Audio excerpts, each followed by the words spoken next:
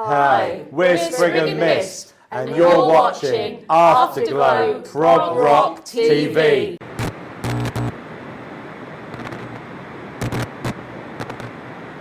The prog rock thing gets banded around a lot, but you were described as pagan rock. Do you think that's appropriate? The band was started 15 years ago by Maxine and I. We're husband and wife, aren't we? Are we? No. Oh, yeah, we are. Still. And obviously we were in a covers band, weren't we? And you started writing your own stuff.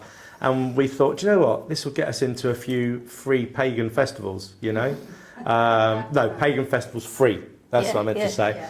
And it just spiraled out of control, to be honest. And as the music became a little bit more sophisticated, we came out of the pagan scene. We had to have a band because Maxine plays about 100 different instruments on the recordings. I had noticed. And over the years, band members have come and gone, but this lineup have been together since 2000. Just before COVID. I mean, Neil's been with us since 2016. Colin's been with us since 2011. But this is by far been the easiest bunch to deal with, I have to say.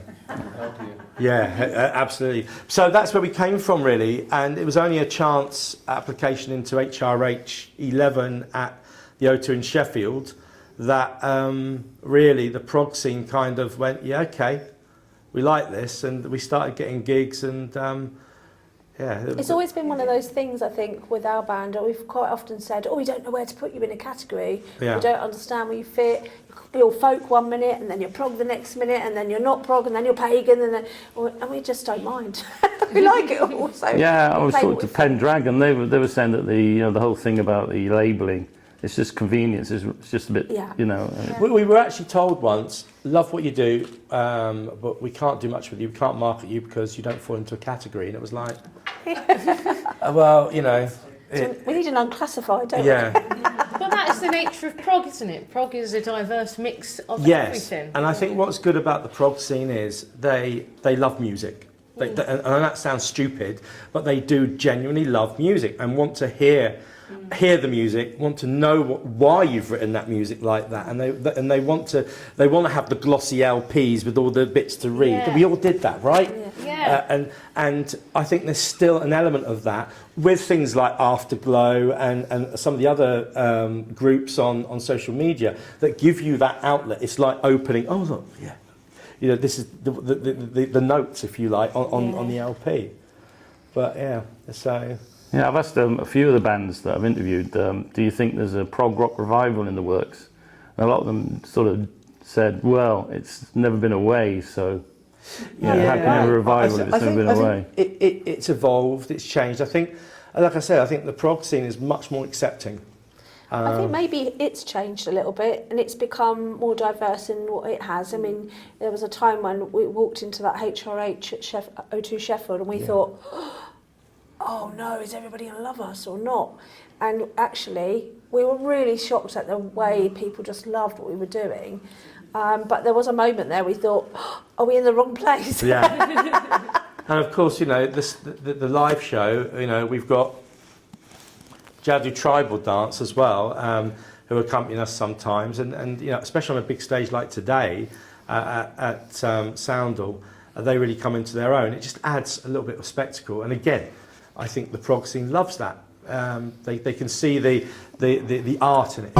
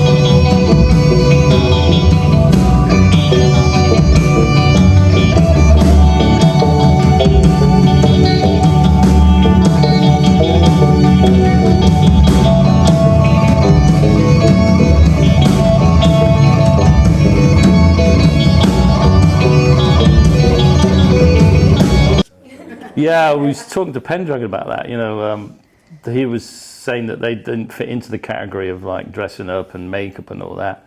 And yet, you know, I mean, there are that category. Certain bands do fit that remit. I mean, Faye, you're rather flamboyant, so... Yeah, I like dressing up. I like dressing up. I do, yeah. She likes it. I do. You're making fun of my Leicestershire accent. Yep. Again. Who's always making fun of me?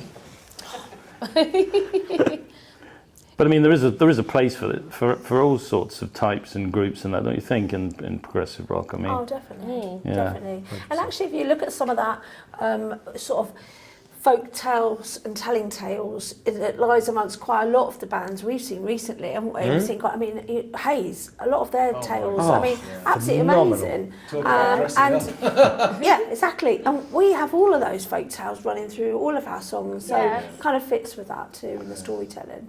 yeah, Hayes has dubbed Solstice Happy Prog. Yes. Yeah, I love it. So I thought, oh, it could catch on. Yeah. Dancing Prog? Don't tell Charlie. So you say you've been together 15 years now? Yes. Most of you have, not Faye. She was talking about No. you were looked over, weren't you, or something? Yeah, back in 2019, their original... 2018, actually. That was when, yeah, Yes. 2018, their original singer, Anne-Marie, she unfortunately had to leave. And they auditioned for a new singer. And I was one of the people who auditioned. We whittled them round down to two. It was you and I Hells. was shortlisted. And I was not selected. The funny thing was that you know, Faye started to sort of like be on the same circuit as us, you know, on the Pagan scene. She was doing her solo stuff, and she'd pop up everywhere. It was like, oh, hi again, Faye.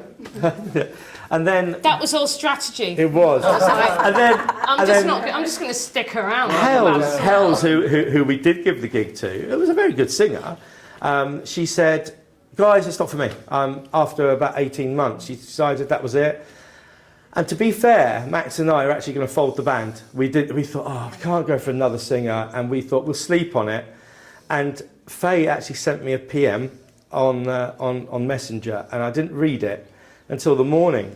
And I saw this message, and do you know what? To her credit, it didn't say, oh, I'll be your singer. It was, until you find another singer, I will dep for you if you like. I actually know your back catalogue. And I was like, okay. And she came to a rehearsal, and do you know what? Pretty much we thought, what did we do here? You know, she's actually brilliant. And yeah, the rest was history, really. Quite clearly, it was the best move. I think you would admit that at that audition, you probably weren't where you were 18 months later. Give us some credit.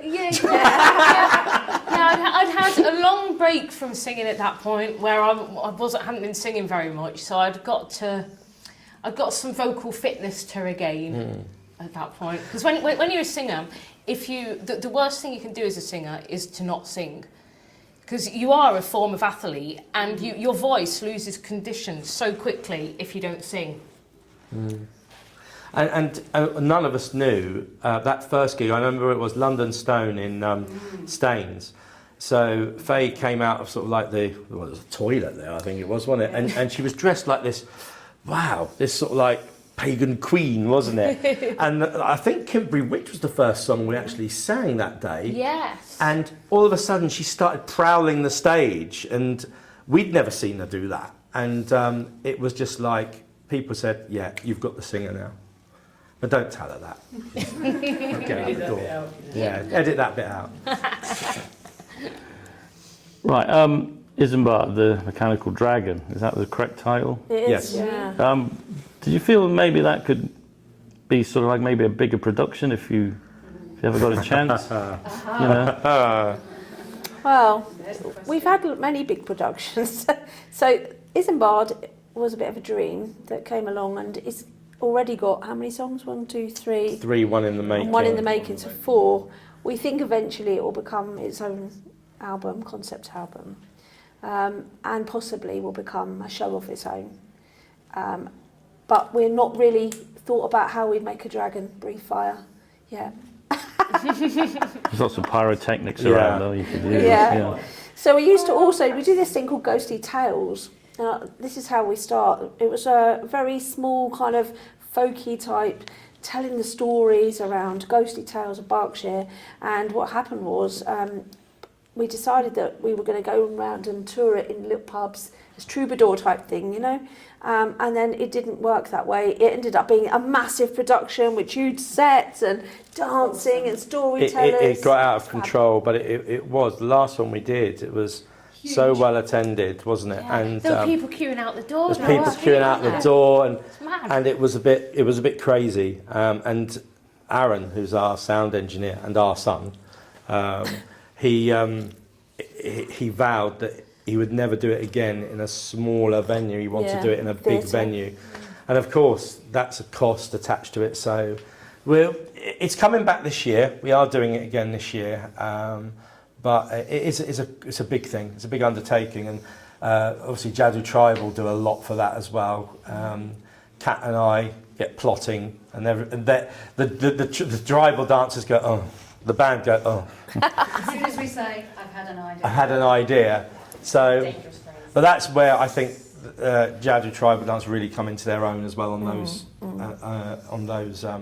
get a little concept idea that goes along with the concept for the stage and the whole show. And we just run with it and see what happens.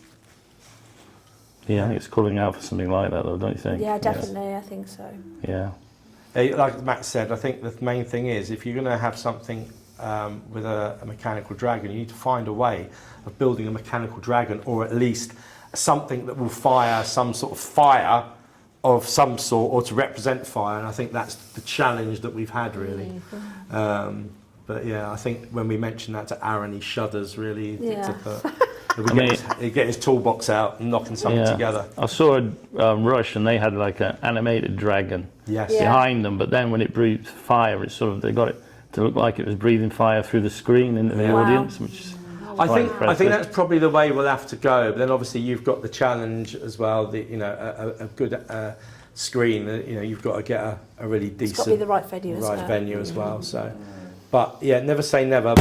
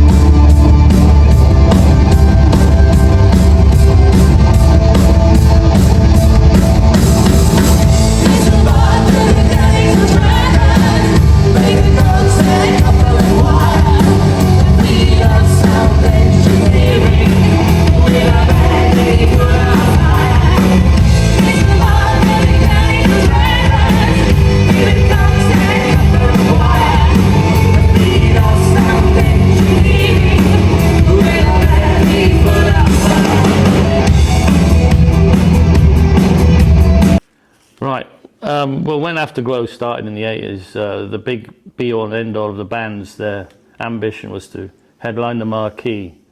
What do you think now would you say would be the target that you've sort of made it or making it? Do you think? That's a tough one, because I think we always said, didn't we, that a small stage at Glastonbury would be where we would be. That would be it for us. And things like Wayfest. Oh, if we get to play Wayfest, we've played Wayfest twice now. And I think we're at the stage where we're enjoying it so much. Fusion, HRH, here, Soundle. They're all gigs that we really, really are just enjoying. Oh, Nene Valley, yeah, we've got to mention Nene Valley. Cambridge Rock Festival. Cambridge Rock Festival, yeah. Being on this circuit is amazing. Obviously, we would like to be in a position at one point we headline some of these things. We're still the new kids on the block. Yeah. We get that. Perhaps that's the next thing, is yeah. Getting this sort of event, but the headline of the. But we're starting to sort of like get one beneath. I mean, at Fusion, we're just on for Solstice, stuff like that. But we are the new kids on the block still, and I still think there's things that we want to do musically, the new album and stuff. And we've got a lot of exciting stuff. Definitely. We're keeping fresh. Because I mean, we're just having fun, and I think that's the main thing. You've got to have fun. And we certainly do that on stage. There's a lot of little subplots going on as well when we're playing, like your guitar falling off today. It was funny. It went bonk. Yeah. But me standing on your lead. Yeah. I thought I didn't know what the hell you were saying, and I thought you were just infusing. Yeah, I was going, you're on my lead. You're on my lead. And I was thinking, I'll do it with the beats. They think I'm singing. I was sort of going, yeah. And he had to kick his foot out of the way so I could move. You only need a new pair of boots, by the way. Speaking of kicks, I was saying to you earlier, I was trying to catch you doing your kick. Well, it's look. I mean, obviously the Progorazzi, because that's the other thing. The prog scene have got this amazing bunch of photographers that are worth their weight in gold for us band, aren't they? Really? Yes. Okay, and they wait for the kick. And there is the one at the end of Spriggan Dance, but the others, they're just spontaneous. They happen as and when. But yeah, and sometimes when we've got Sebastian, he does the kicking with me, and our little fairy messenger as well. So it's. I've seen Faye put a leg in the air as well. We've got a picture. Well, tried, but my hamstrings aren't quite as stretchy as yours. Well, I did manage to catch 2 kicks, so cool. But I fired a load of photographs. I kept missing it. Brilliant. So, what do you see next for Spriggan Mist then? Where are you going from here? So we're working on new material. Thanks. We've got some recordings that we're doing to finish, and then we're just working on what we deliver and how we deliver it. Definitely. But I mean, we're looking to 2025 already, though. Oh, we're getting gigs booked up well into 2025, and some really exciting stuff with some really, really cool bands. We were saying out there, weren't we? Here you're doing a gig with so-and-so and so-and-so, with Ebb and Hayes. Just... That's going to be such a good gig, that one in November. And Neil made the point, we're getting to see these bands free. Great. Yeah. Because we do. We're a band that will sit outside and go and watch the other bands play, and I think, So it's like Ghost and Machine on next, big fan of Ghost and Machine. I play them all the time, and Solstice.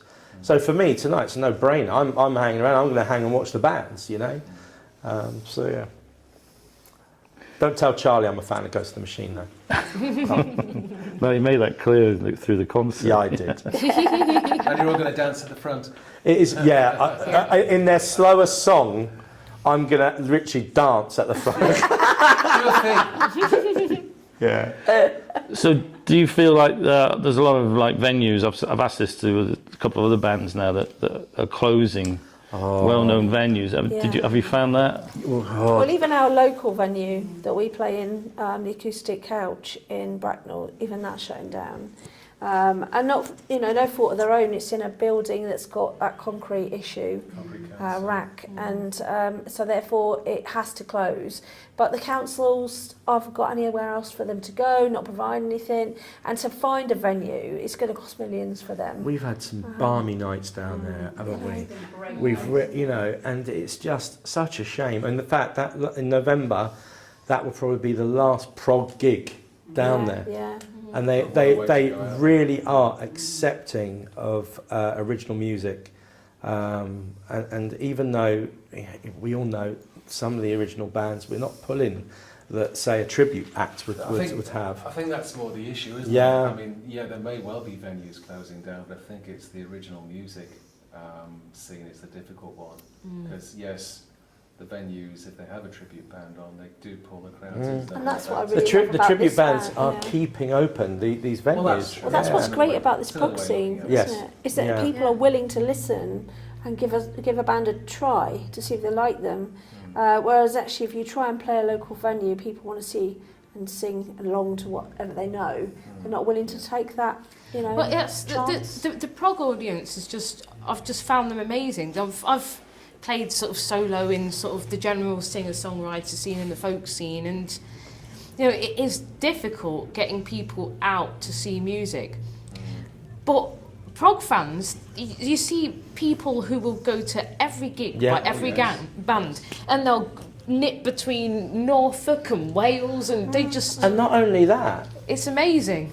some of them, dedication. a lot of them will listen to stuff online and Spotify, but they'll still buy the CDs Yeah. because they want to support the band And t-shirts. and t-shirts, and that is just amazing. Yeah, it's Yeah. It is lovely. And actually, we were commenting this morning because we stayed over in the local hotel, and down at breakfast this morning there was a sea of Spriggan Mist t-shirts, and we were like, "Wow!" Yeah, I've got my shirt. Found one that was 3X. I find them very difficult to get now, 3X. Awesome. Well, I make sure that we cater for the fuller For gentleman. the fellow person, yeah. Absolutely. Because I was at Peter Gabriel concerts, there's no way I could have got a 3X t-shirt at Peter Gabriel concert. He wanted to sort of go on diets, I think. And probably would have cost you about £100 as well Yeah, Yeah. absolutely. 45, I think it was, wasn't it? for a t-shirt. Was it? Yeah, 45 quid, yeah. But there again, I mean, a lot of venues, I said this to Pendragon, a lot of venues sting the artists, don't they, percentage for... Yes. Yeah. Well, Yes. and here they didn't, by the way. And Yeah, I that's think really that's I all don't down, know. all down to Bob, I think. That was Yeah, down it was to Bob, Bob. yeah. And listen, these are the unsung heroes. Your Bob Cheethams, your Jeff down at Soundle Prog, Chris in London. They're all doing stuff, and for no gain of their own, just for their love Keeping of music music. alive, And yeah. you know, it is wonderful. It is wonderful. Brilliant. Yeah, and that's what we're trying to do here on Prog Rock TV and Facebook, so yeah. Yeah. Okay guys, I think that probably about wraps it up.